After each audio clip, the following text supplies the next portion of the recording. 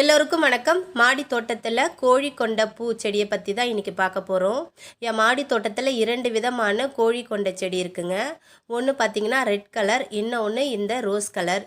Red colour நல்லா அடுக்காக பூக்கக்கூடிய செடி. இது வந்து சிங்கிள் பெட்டலில் தான் பூக்குது, ரொம்ப அடுக்காலாம் வரமாட்டேங்குது. இதில் நிறைய கலர்ஸ் இருக்குங்க. மஞ்சள் கலர் இருக்குது, ஆரஞ்சு கலர் இருக்குது, இளஞ்சிவப்பு கலர் இருக்குது. இந்த மாதிரி ஏகப்பட்ட கலர்ஸ் இருக்குது. இதை பெரும்பாலும் வீட்டுக்கு நம்ம ஒரு அழகு செடியாக தான் வளர்க்குறோம். இதை வந்து மாலை கட்டுறதுக்கு ரொம்ப இது பயன்படுத்துகிறாங்க. அதாவது கல்யாணத்துக்குனாலும் சரி, கோயிலுக்குனாலும் சரி, இந்த பூ வந்து மாலை கட்டுறதுக்கு தான் பெரும்பாலும் எல்லாருமே பயன்படுத்துகிறாங்க. நம்ம மாடி தோட்டத்தில் இதை ஏன் வளர்க்கணும்னு பார்த்தீங்கன்னா, செடிகளுக்கு நடுவில் இந்த கோழி கொண்ட பூவை நம்ம வளர்க்கும் போது செடிகளுக்கு நோய் தாக்குதல் கம்மியாக இருக்கும். காய்கறி செடிகள், பழச்செடிகள், இந்த செடிகளுக்கு நடுவில் இதை நம்ம வளர்க்கும் போது பாலினேஷன் ரொம்ப ஈஸியாக நடைபெறுதுங்க. தேனீக்கள் மூலமாகவும், எறும்புகள் மூலமாகவும், பட்டாம்பூச்சி மூலமாகவும் நமக்கு பாலினேஷன் ரொம்ப ஈஸியாக நடைபெறும். அதனால் மாடி தோட்டம்னு வச்சுருந்தா கண்டிப்பாக கோழி கொண்ட செடியை நீங்கள் வளர்க்கணும்.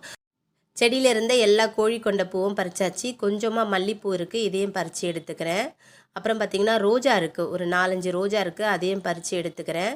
பாருங்கள் இந்த கலர் எவ்வளோ அழகாக இருக்குது. இது இந்த பிங்க் நல்லா டார்க் பிங்க்கு, பார்க்கவே அவ்வளோ அழகாக இருக்குது. ஒரு வெல்வெட் துணி மாதிரியே இருக்குது இந்த பூ.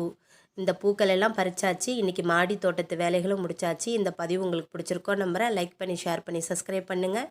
இன்ஸ்டாவில் நம்ம பேஜை ஃபாலோ பண்ணிக்கோங்க. இயற்கையை நேசிப்போம். நன்றி.